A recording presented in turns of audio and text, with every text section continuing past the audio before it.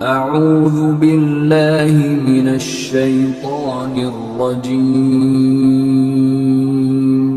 بسم اللہ الرحمن الرحیم۔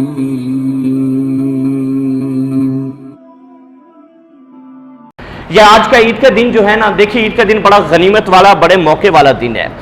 اللہ تبارک و تعالی نے عید کے حوالے سے میرے محبوب علیہ السلام نے ارشاد فرمایا، سنیں کتنے خوبصورت حدیث پاک ہے۔ میرے کریم آقا علیہ السلام نے فرمایا کہ جب عید کا دن آتا ہے نا، عید کا دن، تو رب العالمین اپنے فرشتوں کو جمع فرماتا ہے۔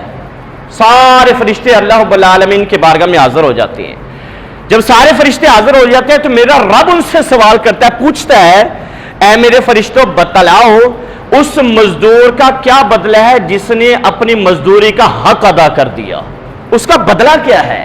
اور جس نے اپنی خدمت پوری کی، پوری طرح سے اپنا کام کیا، مجھے بتلاؤ اس کا بدلہ کیا ہے؟ سارے فرشتے اللہ کی بارگاہ میں عرض کرتے ہیں، مالک اس کا بدلہ یہ ہے کہ مزدور کو پوری مزدوری دی جائے، پوری اجرت دی جائے، پورا صلہ دے دیا جائے۔ یہ فرشتے اللہ کی بارگاہ میں عرض کرتے ہیں۔ رب العالمین فرماتا ہے، پھر سنو میرے فرشتوں کہ جب ایک مزدور اچھی طرح مزدوری کرے اور اپنا کام بھی اچھے طریقے سے کرے، اسے پوری مزدوری دی جاتی ہے۔ آج دیکھو مسجدوں کے اندر، عیدگاہوں کے اندر میرے مزدور جمع ہو گئے ہیں۔ آج میرے مزدور میری بارگاہ میں آ گئے ہیں اور مجھے اپنے جاہ و جلال کی قسم، مجھے اپنی عزت کی قسم، آئے گناہوں کے ساتھ تھے لیکن جائے بخشے ہوئے جائیں گے۔ جب جائیں گے تو کیا ہو کر جائیں گے؟ جی سارے گناہ۔ اور حقیقت بات ہے، میرے آقا نے فرمایا کہ عیدگاہ میں جب لوگ آتے ہیں نا، کسی پر کوئی گناہ، کسی پر کوئی گناہ، کسی پر کوئی گناہ ہوتا ہے۔ فرمایا عید کی نماز جب پڑھتے ہیں تو رب کا فرمان ہے کہ اے میرے بندے آج مانگ لے جو مانگنا ہے، مانگ جو مانگنا ہے، اور مانگنا تیرا کام ہے، عطا کرنا میرا کام ہے۔ تو گناہوں کی معافی مانگے گا تو میں نہیں دیکھوں گا تیرے گناہ کتنے ہیں، میں نہیں دیکھوں گا تیرے گناہ کیا ہیں، کتنے ہیں۔ تو روزی مانگے گا تو پھر میں تجھے روزی بھی عطا کروں گا، اور جو مانگے گا وہی عطا کروں گا۔ میرے آقا نے فرمایا بندے پھر آتے ہیں اللہ کی بارگاہ میں، گناہوں کی معافی مانگتے ہیں، ہاتھ بعد میں چہرے پر جاتا ہے، اللہ گناہ پہلے ہی معاف کر دیتا ہے بندوں کے۔ تو یہ آج عید الفطر کا دن، اور میرے آقا نے فرمایا، حضرت انس رضی اللہ تعالیٰ عنہ کے حدیث پاک ہے، آپ فرماتے حضور علیہ السلام نے فرمایا زینوا اعیادکم بالتکبیر، اپنی عیدوں کو تکبیرات سے مزین کرو۔ اور حضرت عبداللہ بن مسعود رضی اللہ تعالیٰ عنہ فرماتے ہیں، میرے محبوب علیہ السلام کا یہ معمول تھا، کریم آقا علیہ السلام جب عید کی نماز کے لیے آتے نا، عیدگاہ کی طرف آتے عید الفطر میں، تو میرے محبوب علیہ السلام گھر سے پہلے کوئی میٹھی چیز تناول کر کے آتے، کچھ کھا کر میٹھی چیز حضور علیہ السلام تناول فرما کر پھر اور ایک راستے سے آتے دوسرے سے جاتے اور تکبیرات کہتے، اللہ اکبر لا الہ الا اللہ واللہ اکبر وللہ الحمد، یہ تکبیرات کہتے۔ اور حدیث پاک ہے کہ جو بندہ ایک راستے سے تکبیر کہتا ہوا آئے گا پھر دوسرے سے واپس جائے گا، کل قیامت والے دن یہی دو راستے اس بندے کے حق میں گواہی دیں گے، اس کے گواہ بن جائیں گے۔ مالک یہ آیا تھا، اس نے اللہ اکبر کی صدائیں بلند کی تھی، مالک تیرا ذکر کیا تھا، مالک تجھے یاد کیا تھا، عید والے دن تو نے جو حکم دیا تھا وَلِتُكْمِلُوا الْعِدَّةَ وَلِتُكَبِّرُوا اللَّهَ عَلَىٰ مَا هَدَاكُمْ، مالک اس نے اس کے اوپر عمل کیا تھا۔ مالک ان راستوں کی گواہی کو قبول فرمائے گا اور آنے والے کی بخشش فرما دے گا۔ یہ ایک مومن کا مقصود ہے کہ اس کی کیا ہو جائے جی، بخشش ہو جائے۔ اور عید کے دن کا کتنا خوبصورت وظیفہ ہے، کتنا خوبصورت۔ میرے محبوب علیہ السلام کی حدیث پاک ہے، عید والے دن جو بندہ 300 مرتبہ سبحان اللہ وبحمدہ پڑھتا ہے، 300 مرتبہ عید کے دن پڑھتا ہے، اللہ تبارک و تعالیٰ کے حضور وہ جب یہ تسبیحات پڑھ لیتا ہے نا، فرمایا کسی فوت شدہ کو اصال کرتا ہے، اللہ تبارک و تعالیٰ 1000 انوار اس کو عطا فرما دیتا ہے قبر والے کو۔ فرمایا کہ جب یہ خود قبر کے اندر جائے گا نا، اکیلا نہیں جائے گا، 1000 نور اس کے ساتھ قبر کے اندر جائیں گے، 1000 نور۔ عید یہ بڑا غنیمت والا دن ہے، آج کا دن۔ سبحان اللہ وبحمدہ، سبحان اللہ بالکل مختصر، سبحان اللہ وبحمدہ، سبحان اللہ۔ اور حضور کے صحابی ہیں حضرت ابو امامہ باہلی رضی اللہ تعالیٰ عنہ، حضور کے صحابی ہیں۔ میرے آقا نے ترغیب دی صحابہ کرام علیہم رضوان کو، اے صحابہ صدقہ کرو، صدقہ کرو، صدقہ کرو۔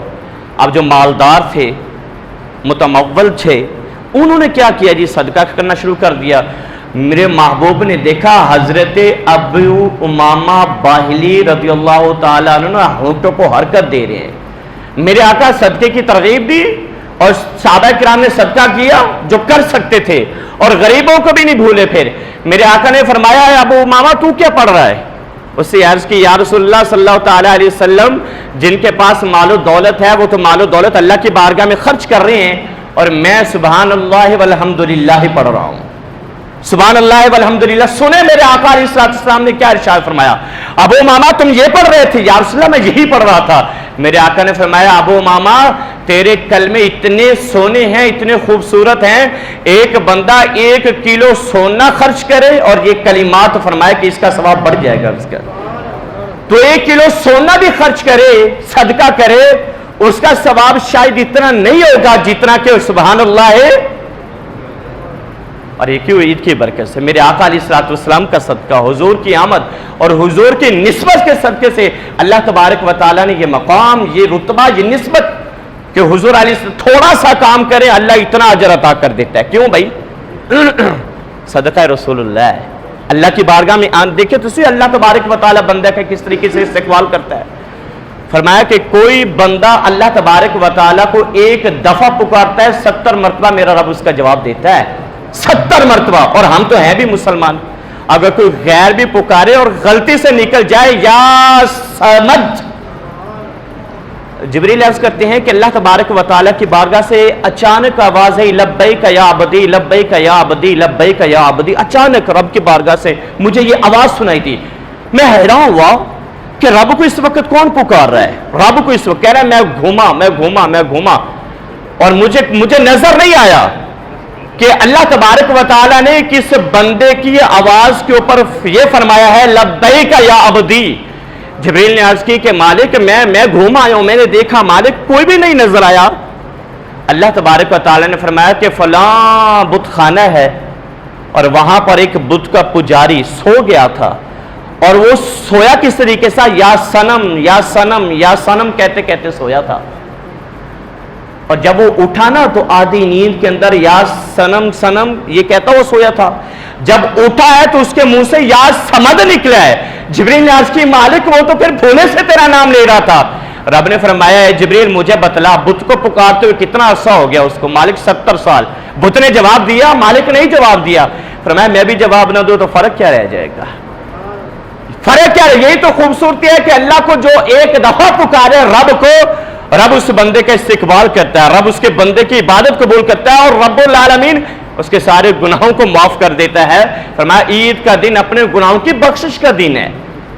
اور مولا علی نے فرمایا میرے لیے عید کا دن پتہ ہے کون سا ہوگا؟ فرمایا جب عید کا دن تو وہ ہوگا جب مجھے پتہ چل جائے گا کہ رب نے میری ساری نیکیاں قبول کر لی ہیں، ساری نیکیاں قبول ہوگی میرے۔ حالانکہ دیکھیں کتنے پاکیزہ نسبت رسول اللہ صلی اللہ تعالیٰ علیہ وسلم سے۔ میرے آقا نے فرمایا علی تو خوش نہیں ہے کہ دنیا میں بھی تو میرا بھائی بنے، آخرت میں بھی میرا بھائی بنے؟ اور وہ کیا کہہ رہے ہیں؟ عید والے دن رو رہے ہیں۔ کس نے پوچھا حضرت آج تو خوشی کا دن ہے؟ فرمایا خوشی کا دن تو وہ ہوگا جب روزے قبول ہو جائیں گے، جب نیکیاں قبول ہو جائیں گی، جب رب العالمین ہر چیز کو قبول کر لے گا، خوشی۔ اور حضرت شیخ عبد القادر جیلانی جن کو ہم اپنا بڑا پیر مانتے ہیں، بڑا پیر، عید والے دن رو رہے ہیں، حالانکہ عید کا دن خوشی کا دن ہے نا، روئے جا رہے ہیں۔ مرید نے عرض کی حضرت آج تو بڑا خوشی کا دن ہے، آج تو ہنسنے کا دن ہے، آج تو گلے لگانے کا دن ہے، آپ رو رہے اس دن؟ انہوں نے پتا کیا جواب دیا؟ انہوں نے کہا میرے لیے عید کا دن وہ دن ہوگا جب میں ایمان کے ساتھ اس دنیا سے چلا جاؤں گا، ایمان کے ساتھ، ایمان کی دولت کے ساتھ۔ اللہ جب مجھے ایمان کی دولت عطا کر دے گا اور مجھے پتا ہوگا میں کلمہ ایمان کے ساتھ۔ اور حضرت حسن بصری نے اپنے مریدوں کے سامنے کہا، مریدوں کے سامنے فرمایا کہ رب العالمین کی بارگاہ میں سے آخری بندہ جو جہنم سے نکلے گا نا رب کے عطا سے، رب کی توفیق سے، یا حنان یا منان کہتا ہوا اللہ کی بارگاہ سے، اللہ کی بارگاہ اور اللہ کی توفیق سے فرمایا جہنم سے نکل کر جنت کی طرف آئے گا۔ فرمایا کاش وہ میں ہوں۔ مرید نے کہا حضرت آپ جہنم میں جانا چاہتے ہیں؟ انہوں نے کہا نہیں جہنم میں نہیں جانا چاہتا، لیکن مجھے یہ نہیں پتا کہ میرا خاتمہ ایمان کے اوپر ہوگا یا نہیں ہوگا۔ جہنم سے نکلنا، دوزخ سے بچ جانا، دوزخ سے بچ کر پھر جنت کی طرف آنا دلیل ہے اس بات کی اس بندے کا خاتمہ ایمان کے اوپر ہوا ہے۔ खात्मा ईमान के ऊपर हुआ है, और मुझे नहीं मालूम मेरा खात्मा ईमान के ऊपर होगा या नहीं होगा। फरमाया क़द अफ़लह मन तज़क्का व ज़करा अस्म रब्बिही फसल्ला। बंदा कामयाब वो है जिसने अंदर को पाक कर लिया, बंदा कामयाब वो है जिसने खुद के बातन को सुथरा कर लिया। फरमाया ये है कामयाबी कि अपने अंदर को पाक कर लो। हम ज़ाहिरी तौर पर तो सजते हैं ना, ज़ाहिरी तौर पर कपड़े भी अच्छे पहनते हैं, ज़ाहिरी तौर पर हम खुशबुएं भी लगाती हैं, कितने सोने बन बन के आए हुए हैं। काश इस अंदर को भी सोना कर लिया जाए, किसी भाई के लिए कोई कीना न रहे, किसी भाई के लिए कोई बुग़्ज़ ना रहे, किसी भाई के लिए कोई हसद ना रहे, किसी भाई के लिए दिल में कोई बुराई ना रहे। काश जिस तरीके से हम अपने जाहिर को संवारते हैं हम बातिन को भी संवार लें, और जब बातिन को संवार लेंगे ना फरमाया क़द अफ़लह मन तज़क्का, फिर तुम कामयाब हो जाओगे। तुम्हें कामयाबी मिल जाएगी जब तुम अपने अंदर को संवार लोगे, तकब्बुर खत्म हो जाएगा, कीना खत्म हो जाएगा, माँ बाप की नाफरमानी खत्म हो जाएगी, नमाजों की जो पाबंदी है वो रासिख हो जाएगी, और बेनमाजी जो है वो आज तौबा करके पक्का नमाजी बन जाएगा और अपने अंदर को साफ करके जाएगा। फरमाया वो क़द अफ़लह मन तज़क्का। खाली अगर ऊपर से संवर गए यकीन जाने फिर ना संवरे। हमने अपने चेहरे को सजा लिया, अपने जिस्म को सजा लिया, हमने अच्छे सूट पहन लिए, खुशबूदार सूट पहन लिए, यकीन जाने फिर जैसे आए थे वैसे ही चले जाएंगे। लेकिन अगर हमने पुख्ता इरादा कर लिया नहीं कि अब हम जिस तरीके से अपने जाहिर को संवारे बातिन को भी संवारेंगे, फिर रब फरमाता है बाहर पहले निकलोगे गुनाहों की बख्शिश पहले हो जाएगी। बाहर बाद में जाओगे और गुनाह क्या कर दिए जाएंगे, बख्शे जाएंगे। और आज का दिन क्या है, दूसरे को खुशी देने का भी दिन है। किसी के साथ कोई रंजिश है, मेरे आका ने फरमाया कि तुम खुशियां बांटते चले जाओ, खुशियां माफ करते चले जाओ, और क़यामत वाले दिन फिर क्या होगा, रब की बारगाह में तू खड़ा होगा और रब फरमाएगा फुला बंदे को क्यों माफ किया था, अल्लाह की रजा के लिए माफ करें। फरमाया कि बंदे को क्यों माफ किया था, अल्लाह की बारगाह में अर्ज करेगा मालिक मैंने बंदे को तेरी रजा के लिए माफ किया था। रब फरमाएगा मेरी रजा के लिए, जी हाँ मालिक तेरी रजा के लिए। रब फरमाएगा दुनिया में तूने मेरे लिए माफ किया, जा आज मैं तुझे तेरे लिए माफ कर देता हूं। तेरे लिए क्या कर देता हूं जी, माफ कर देता हूं। और एक दूसरे का सहारा बने, एक दूसरे को खुशी अता करें, और एक दूसरे को ऐसे खुशी अता करें कि वो अंदर से खुश हो जाए। मेरे महबूब अलैहिस्सलाम जिस तरीके से खुश करते थे, वो यतीम का वाकया है ना, ईद का दिन है, लाखों लोग इंतजार के अंदर, हजारों लोग मेरे आका के इंतजार के अंदर हैं, और मेरे महबूब जब घर से निकले ना अपने काशाना नबुव्वत से बाहर तशरीफ लाए, से अनस कहते हैं कि एक गरीब बच्चा खड़ा हुआ है, साइड पे खड़ा हुआ है, सारे बच्चे खेलते हैं, वो साइड पे खड़ा हुआ यतीम है। मेरे आका अलैहिस्सलाम की नजर उसकी तरफ पड़ी, हुज़ारों कतार रो रहा है। आका सल्लल्लाहु ताला अलैहि वसल्लम ने पूछा, बच्चे सर पे शफकत का हाथ रखा, पूछा बेटे तुझे क्या हुआ। उसने अर्ज की या रसूलल्लाह सल्लल्लाहु ताला अलैहि वसल्लम मेरा बाप फलां जंग के अंदर शहीद हो गया, माँ का साया भी सर के ऊपर नहीं है, या रसूलल्लाह इस दुनिया के अंदर कोई भी मेरा नहीं है। मेरे आका ने क्या फरमाया, फरमाया बच्चे परेशान ना हो, जिसका कोई ना हो उसका मोहम्मद अरबी हुआ करता है, और जिसका कोई ना हो उसका ताजदारी अम्बी हुआ करती है, जिसका कोई ना हो ना उसके आका सीने से लगाती हैं। यतीम बच्चे को मेरे आका, उधर लोग ईदगाह में इंतजार कर रहे हैं भाई, हजारों सहाबा इंतजार कर रहे हैं, लेकिन मेरे आका ने क्या किया, वहीं से बच्चे की उंगली पकड़ी घर के अंदर ले गए, और घर के अंदर लेके अम्मा आयशा सिद्दीका रज़ियल्लाहु ताला अन्हा को फरमाया ऐ आयशा इस बच्चे को नहलाओ, इसको संवारो, और उस सईदा फातिमा रज़ियल्लाहु ताला अन्हा को पैगाम भेजा है मेरी बेटी अगर हुसैन का कोई जोड़ा है तो आज मेरे घर में भेज दे। हुसैन का कोई जोड़ा, सईदा फातिमा ने हज़रत इमाम हुसैन का जोड़ा भेजा, से आयशा ने उसको संवारा, उसे सजाया, उसे नहलाया और कपड़े पहना दिए, खुशबू लगा दी। मेरे आका ने फिर दिलजोई फरमाई, फरमाया ऐ मेरे बच्चे सुन, क्या तू राजी नहीं है कि मोहम्मद सल्लल्लाहु अलैहि वसल्लम तेरा बाप बन जाए, आयशा तेरी माँ बन जाए, फातिमा तेरी बहन बन जाए, और फातिमा रज़ियल्लाहु ताला अन्हा को शहजादे भी तेरे साथ खेला करें। तो मुहद्दिसीन लिखते हैं पता क्या हुआ, मेरे आका ने एक उंगली हजरत इमाम हुसैन को अता की, दूसरी उस यतीम बच्चे को अता की, और यतीम कह रहा था कि हाँ यतीमी का भी मजा आ गया, बाप तो चला गया लेकिन रब ने मोहम्मद अरबी की सूरत में बाप अता कर दिया, माँ नहीं है लेकिन आयशा सिद्दीका की सूरत में माँ अता कर दी, बहन नहीं है लेकिन बहन भी मिली तो फातिमा मिले, और भाई नहीं था भाई भी मिला तो मौला अली मिला। फिर ये गरीब ये है मेरा आका अलैहिस्सलाम ने दर्स है कि दूसरों के काम है, दूसरों को खुशियां तक। हुज़ैफा पता बयान करते हैं, हज़रत हुज़ैफा रज़ियल्लाहु ताला अन्हु बयान करते हैं खुशी दूसरे को देना, کہہ رہے ہیں میں اور میرے آقا صلی اللہ تعالی وسلم نا ایک دفعہ سفر پر نکلے، گرمی شدت کی تھی، بہت زیادہ گرمی تھی. کیا ہوا، محبوب علیہ الصلوۃ والسلام نے ایک کنویں کے پاس سے گزرے اور مجھے کہنے لگے حذیفہ یہ گرمی بہت ہے، غسل نہ کر لیں؟ میں نے کہا یا رسول اللہ آپ کی جیسے مرضی. کیوں نہیں، آپ کی مرضی. میرے محبوب علیہ الصلوۃ والسلام نے نا کپڑا باندھا، کپڑوں سمیت ہی حضرت حذیفہ کہتی ہیں حضور نا کنویں کے اندر تشریف لے گئے اور میرے آقا علیہ الصلوۃ والسلام کیا کرنے لگے جی، غسل فرمانے لگے، غسل فرمانے لگے، غسل فرمانے. میرے آقا نے فرمایا حذیفہ تو چادر نہیں تان لیتا؟ حالانکہ حضور نے کپڑے پہنے ہوئے ہیں، غسل فرما رہے ہیں، کنویں پر تشریف لے گئے. فرمایا حذیفہ تو کپڑا نہیں تان لیتا؟ میں نے کپڑا تان لیا. میرے آقا غسل فرمانے لگے، تھوڑا غسل فرمایا. میرے آقا صلی اللہ تعالی وسلم نے فرمایا حذیفہ یا تھوڑا اور نہ کر لیں، گرمی بہت ہے. یا رسول اللہ آپ کی مرضی، میں تو خوش ہوں، مجھے نوکری کا موقع مل رہا ہے. میرے آقا نے پھر غسل فرمایا، پھر غسل فرمایا اور تھوڑی دیر پھر میرے آقا نے فرمایا حذیفہ یا تھوڑا اور نہ غسل کر لوں میں نے کہا یا رسول اللہ مجھے تو نوکری کا موقع مل رہا ہے، میں تو آپ کا نوکر ہوں. تو میں یا رسول اللہ صلی اللہ تعالی وسلم جیسی آپ کی مرضی. میرے آقا نے پھر پانی ڈالا، غسل فرما رہے ہیں، گرمی کا موقع ہے. حضور نے جب غسل کر لیا نا، حذیفہ پتہ کیا کہتے ہیں، جب حضور علیحدہ ہونے لگے غسل والی جگہ سے، میں نے عرض کی یا رسول اللہ صلی اللہ تعالی وسلم تھوڑا اور غسل فرما لیں، میں نوکری کروں گا یا رسول اللہ، میں اور غسل فرما رہے. میرے آقا نے پھر غسل فرمایا، پھر غسل سے فارغ ہونا. اب دیکھیں، اب اگلی بات سنیں. میرے آقا صلی اللہ تعالی وسلم غسل فرما کر جب فارغ ہوئے، حضرت حذیفہ رضی اللہ تعالی عنہ فرماتی ہیں مجھے آقا فرمانے لگے حذیفہ اب تو غسل کر، میں کپڑا تان کر کھڑا ہوں گا. میں کہا یا رسول اللہ آپ؟ فرمایا نہیں، جب گھر سے نکلے تھے کٹھے نہیں نکلے تھے، جتنی تجھے گرمی نہیں لگی اتنی تو مجھے بھی گرمی نہیں لگی ہے، چل تو بھی غسل کر. حذیفہ کہتے ہیں میں غسل کرنے لگا، میرے آقا چادر تان کر کھڑے ہو گیا.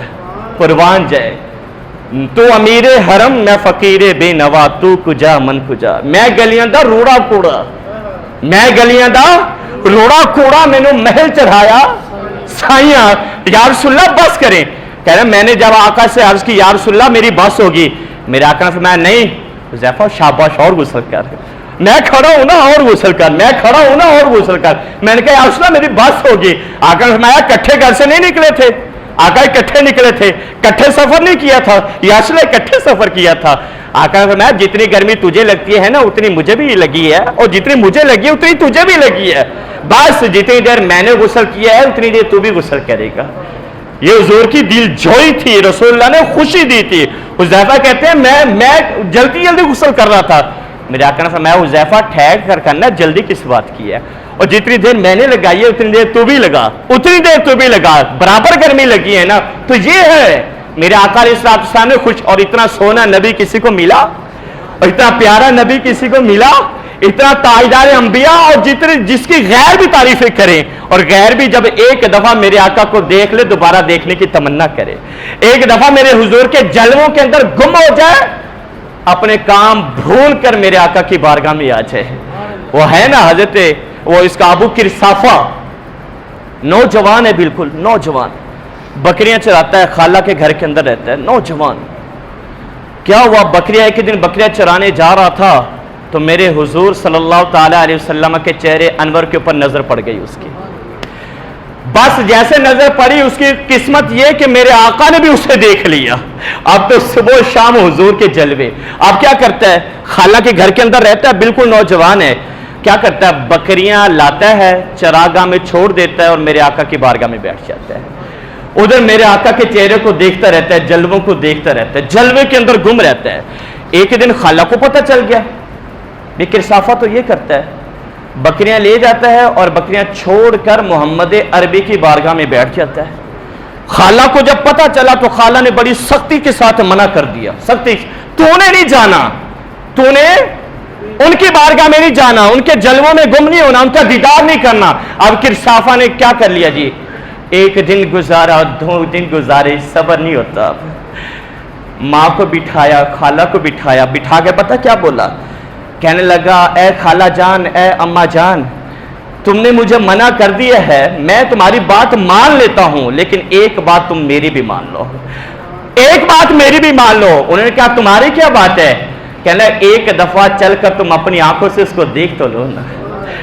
اس کا دیدار تو کرو نا، اس کو دیکھ لو، پھر جو تم کہو گی نا میں مان لوں گا۔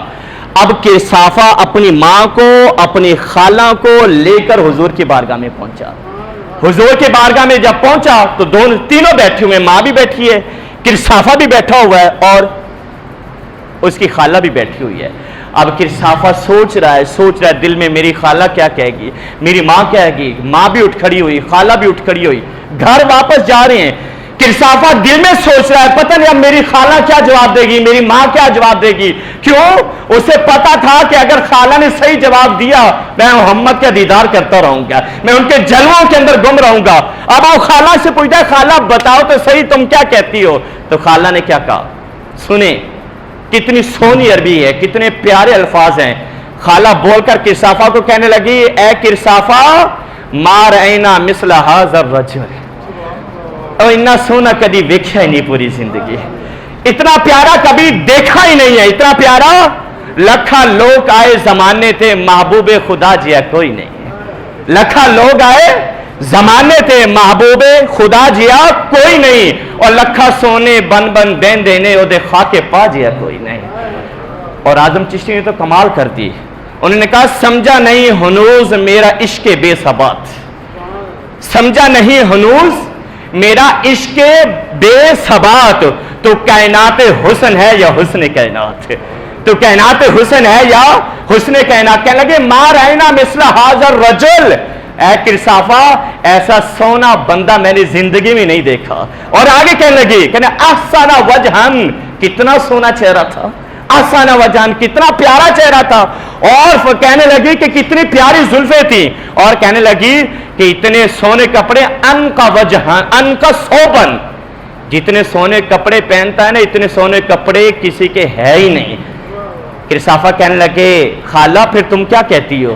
خالہ کہنے لگے بس اے قرصافہ بس تجھے اجازت ہے، میں نہیں تجھے روکیں گی، تو صبح آ، تو شام آ، تو دوپہر آ، تو جی بھر کے محمد کے چہرے کو دکھا کر، تو جی بھر کے محمد کے مکھ چند بدر شاشانی ہے، متھے چمک دی لاٹ نورانی ہے، کالی زلف تے اکھ مستانی ہے، مخمور اکھی ہن مد بھریاں۔ کہنے لگی قرصافہ اب تیری مرضی ہے، تو صبح آ، تو شام آ، تو جی بھر کے محمد کے چہرے کو دیکھا کر۔ تو عید کا دن دوسرے کو خوشی بھی دینا ہے، عید کا دن ایک دوسرے کے ساتھ معافی کا اعلان بھی کرنا ہے۔ اور مولا علی کے بارے میں آتا ہے، مولا علی اپنے غلام کو بازار لے کر چلے گئے، غلام کو بازار، اور جب غلام کو بازار لے کر گئے نا تو کیا کہنے لگے، بڑے جوڑے لیے، ایک بہت ہی زیادہ مہنگا اور ایک سستا سا لے لیا۔ اب غلام کو پکڑا دیے، غلام نے جب پکڑے نا تو غلام سمجھا شاید سستے والا میرا ہے اور مہنگے والا کس کا ہے جی، مولا کائنات کا ہے۔ واپس آئے، جب واپس آئے نا تو وہ راستہ جہاں سے مولا علی نے ادھر اور دوسرے غلام نے اس سائڈ پہ جانا تھا۔ مولا علی جب وہاں پر رکے تو غلام نے کیا کیا، سوٹ نکالے، جو مہنگے والا تھا نا وہ حضرت علی رضی اللہ تعالیٰ عنہ کو دے دیا اور سستے والا خود رکھ لیا۔ تو حضرت علی رضی اللہ تعالیٰ عنہ فرمانے لگے یہ تو میرا نہیں ہے، میرا تو وہ ہے دوسرا ہے۔ کہنے لگا اے مولا کائنات، اے آقا یہ آپ کا مہنگے والا ہے۔ کہا نہیں مہنگے والا تو رکھے گا، سستے والا میں رکھوں گا۔ کہنے لگا سستے والا آپ آقا ہیں، آپ مہنگا استعمال کریں نا، میں غلام ہوں میں سستا استعمال کروں گا، آپ آقا ہیں آپ مہنگا استعمال کریں۔ مولا علی نے فوراً یہ نہیں کہا کہ ٹھیک ہے، بلکہ پہلے آپ نے اس کی دلیل کا جواب دیا۔ آپ فرمانے لگے تو یہ بات نہ کرنا، آقا والی اور غلام والی بات نہ کر، تو بات بوڑھے والی اور جوان والی بات کر۔ بوڑھے میرا فلسفہ استعمال کرنا تو، اور میری دلیل استعمال کرنا۔ جو بوڑھا ہوتا ہے وہ سستا پہنتا ہے، جو جوان ہوتا ہے وہ خوبصورت پہنتا ہے۔ میں بوڑھا ہوں میں سستا پہنوں گا، تو جوان ہے تو اچھے والا پہننا۔ یہ ہے عید کا تصور، یہ ہے جو مولا علی نے میرے آقا علیہ الصلوۃ والسلام نے دیا۔